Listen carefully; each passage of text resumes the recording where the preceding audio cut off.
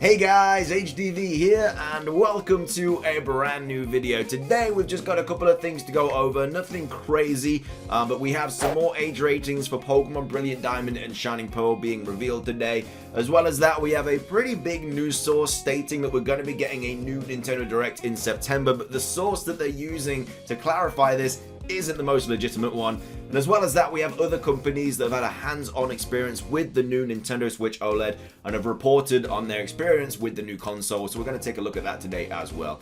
If you are excited for the video though, as always, make sure to drop a like down below. Let's try and hit 500 likes, it really helps out. Leave a comment with your thoughts on anything we cover in today's video. Let me know, are you getting the Switch OLED as well? Subscribe if you're brand new, we do daily Pokemon content on this channel. With all of that out of the way, let's get into the video, and I really hope that you enjoy. So, starting things off, let's talk about the small bit of Pokemon Brilliant Diamond and Shining Pearl information we got today. So as I said, it's nothing crazy, it's just more age ratings coming out for the Generation 4 remakes. It was tweeted out from PokeExperto, will be linked in the description as always, and they said Pokemon Brilliant Diamond and Shining Pearl received their grade for age in Australia. As you can see here, Pokemon Brilliant Diamond, Pokemon Shining Pearl, and the age range they got was PG, which is mild violence and online interactivity. Now this is just for Brilliant Diamond and Shining Pearl as well. Don't want anyone thinking this is all about Legends Arceus as well and seeing that online interactivity and being like, oh, we're getting online for Legends Arceus. That ain't the case, it's a separate game. Legends Arceus is single player, they've come out and said that. Brilliant Diamond and Shining Pearl is obviously got online, we know that for a fact. But of course we saw the Peggy 7 for Brilliant Diamond and Shining Pearl not long ago. Basically means that the game corner is not going to be in the games. What they replace it with, no idea. They haven't really been kind of below par with what they've kind of replaced the game corner with in previous remakes. So hopefully in Generation 4 remakes we'll get something pretty cool. But of course, with more stuff like this coming out about the Generation 4 remakes, it's only a matter of time until we do get some more news. So like I say, nothing crazy about Brilliant Diamond and Shining Pearl today, just wanted to show you that. Next up though, we have this, which I definitely wanted to cover and kind of debunk. This is pretty big news source, Nintendo Do Every, which have basically tweeted out saying the latest information such as Splatoon 3 will be released to Nintendo Direct broadcasting in September. So they're basically coming out and saying there's going to be a Nintendo Direct, it's been leaked and everything like that. This is the actual website, which again I'll link in the description down below for the source. But as you can see, it says, according to a leak, Nintendo will broadcast a Nintendo Direct in September. And a few people have tweeted this at me and spoke to me about this and being like, oh, this is confirmed, there's a Nintendo Direct. It ain't, because look at the source. The source they're using is Samus Hunter. Obviously, we went over this big kind of thread that she posted the other day. It got a lot of traction, 1,600 likes, and it's basically where she's talking about the Nintendo Direct that's going to be in September. Now, of course, it's very likely for us to get a Nintendo Direct in September because that's usually the case. But for this news source to just already come out and basically say that it's been leaked and everything, obviously isn't correct and it's not right. But it says, as for the contents of the broadcast, in addition to update information such as a follow-up report of Splatoon 3, scheduled to be released in 2022, and a new fighter of Smash Bros. Special, new works such as Kirby of the Stars and Monolith Software are planned. So they basically just took a look at the thread and been like, yo, this is definitely confirmed, 1000%, let's say that it's a leak. And this got a lot of traction, like I said, got nearly 11,000 likes. So, yeah, it's not been leaked at all. That is just, again, Samus Hunter, her tweets on Twitter. If you want to believe her or not, it's up to you. But yeah, this news source has kind of taken a look at it and said, yeah, it's definitely happening. Like, it's likely to happen because we usually get one in September, but it's not been confirmed by any means at all. So that's that.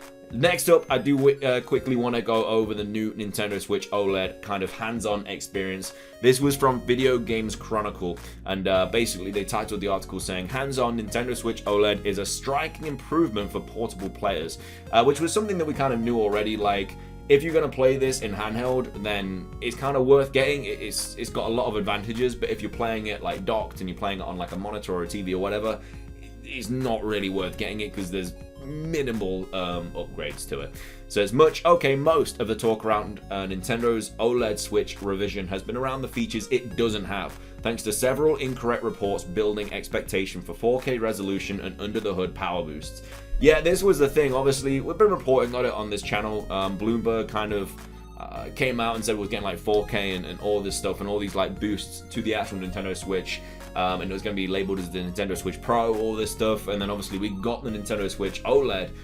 revealed, which isn't 4K, doesn't have all this stuff that was claimed. It has a couple of them, like a bigger screen and stuff, which is what Bloomberg reported on, but at the same time, it doesn't have a lot of what we were expecting, which is why it's very subpar and a lot of people are unhappy with the console.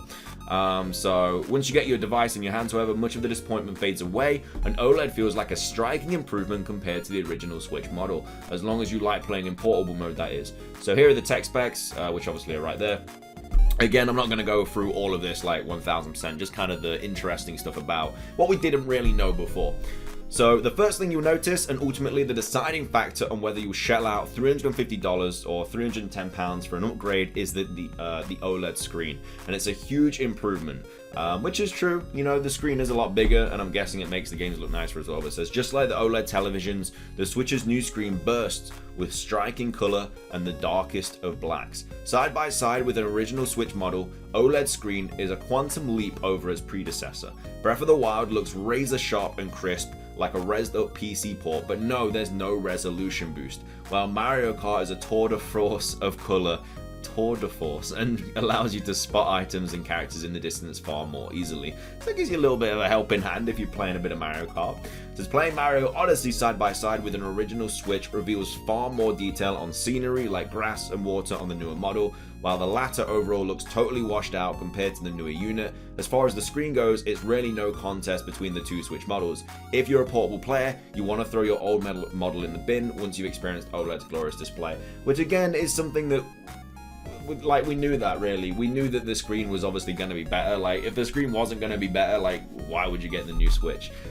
So yeah, again, we've been saying this. If you play portable, you play handheld, then this might be an upgrade for you. But obviously, if you don't, if you play docked, if you play on a monitor or TV or whatever, then this probably isn't for you. Another pleasant surprise from our hands-on Switch OLED model were the small improvements Nintendo has made to make it feel like an overall more premium device. The screen, beyond looking fantastic, now pretty much fills the bezel, and what little does surround the display now sports a pleasing glossy finish, as opposed to the cheap looking plastic of the original Switch. Bit harsh, but you know, kind of makes sense. The rear of this Switch OLED is also far smarter, with the previous model's mess of logos removed and replaced with a smart looking wider stand. More on that in a moment. The aesthetic improvements also extend to Switch OLED's new white colored dock, which certainly looks nicer than its predecessor. I still think it's a little bit of a meme that they're like using this fold out bit of plastic as like a reason to get it, as like a new feature that's good. Like, it's literally a little bit of plastic that makes it so you can stand it up a little bit. Like, I can't believe that's a feature that they're using to promote to buy this. The inside of the dock now has a glossy finish like the main unit screen bezel, and the bottom has a pleasing, I don't know, is it matte or matte? I don't know. Cum foam type padding. Visually, the dock now looks like something that's been crafted for a high-end device, rather than the tatty 3D printed aesthetic of the previous unit. They're going in ham on the old Switch. Jeez. When you hold the new version in your hands, however, it still feels like the same fair play cheap plastic, and the rear of the device now awkwardly snacks off rather than folding out, but at least it's much better to look at. Functionally, the OLED model has a bunch of smaller improvements, such as an Ethernet port, increased internal storage, and improved audio. The speakers didn't immediately feel like an improvement until later in our play session, when we cranked up the volume and noticed some crisper sounds, particularly for smaller sound effects such as footsteps and menu beeps. However, the OLED's model's most significant improvement, other than its screen, is its tabletop mode. If you're like us, you probably virtually never use your Switch in tabletop mode for fear of snapping its ridiculously lightweight stand clean off. But after using OLED's upgrade, we do feel like we'll play Switch this way more often. And then it's just talking about the new stand more. And then, satisfyingly, because of the resistance, you can adjust the stand to it. They basically wrote like 3 paragraphs on this stand. They're really going in on this stand, man, and how it's gonna sell the new Switch.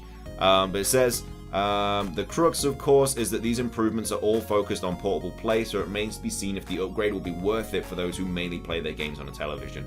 I don't think the upgrade is worth it at all if you just play docked all the time. Like, I play docked all the time. Like, when I stream, you can't stream the Switch handheld mode, so like 9 times out of 10 I'm playing it in docked. So it's not really something for me. The only thing that I'm kind of excited about is the Ethernet port, but you can get an adapter anyway for your old Switch. Like, it's not really something you need to cash out for if you only play docked. Or if you're like, Switch is fine. Like, I mean, it's not really... You only really need to go for this if you don't really own a Switch, or if your Switch has seen better days. If your Switch is fine, it's working, you don't. It's a lot of money. Like if it was like a little upgrade, like $50 or something, fair play. You don't need to fork out like $50 just for a bigger screen, in my opinion. But hey, I ain't buying it. You can do what you want with your money. Either way, I thought I just wanted to go over this anyway because it's more of a hands-on experience. That actually, it's someone that's played it that is actually talking in this article. So useful information to know. Anyway, that's going to be everything for today's video. If you enjoyed, drop a like. Leave a comment with your thoughts on anything we cover in today's video. You getting the Switch OLED, let me know. Subscribe if you're brand new. That's everything from me. Have a fantastic rest of your day. And until next time, peace.